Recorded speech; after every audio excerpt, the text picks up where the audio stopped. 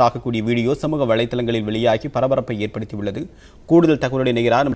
இந்த கிராமத்தில் காய்கறி வியாபாரம் செய்து வரும் நாகராஜ் என்பவர் வரகூர் பகுதியை சார்ந்த செந்தில் என்பவரிடம் 20,000 ரூபாய் கடன் வாங்கியுள்ளார்.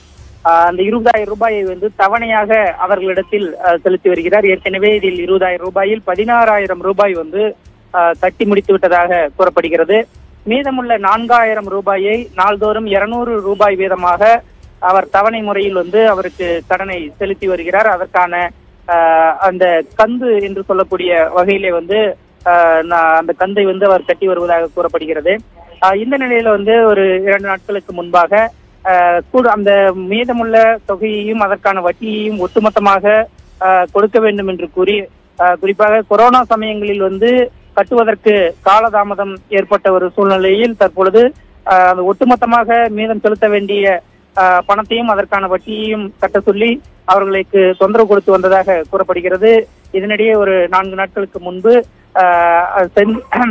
அந்த நாகராஜனுடைய இல்லத்திற்கு சென்ற கந்து கொடுத்தவரான அந்த செந்தில் மற்றும் அவருடைய மகன் வினோத், செல்வம், சந்திரிகா ஆகியோர் சென்று நாகராஜனுடைய மனைவி திரிசா மற்றும் நாகராஜனுடைய தாயார் ஆகியோருடன் வாக்குவாதத்தில் ஈடுபட்டதாக கூறப்படுகிறது. அப்போது வாய் தகராறு முற்றி நாகராஜின் மனைவியான திரிசாவை அவர்கள் தாக்கி இருக்கிறார்கள். திரிசா 4 மாத கர்ப்பிணியாக இருக்கக்கூடிய ஒரு கர்ப்பிணி பெண்.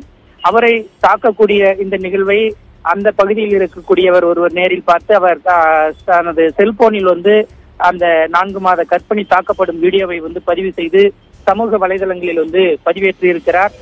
இந்த வீடியோவானது தற்பொழுது சமூக வலைதளங்களில் வைரலாகி வருகிறது.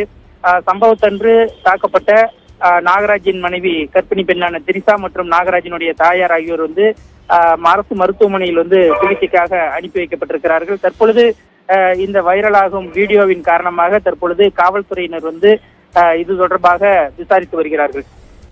உங்களுடைய விரிவான தகவலுக்கு நன்றி கோகுல்.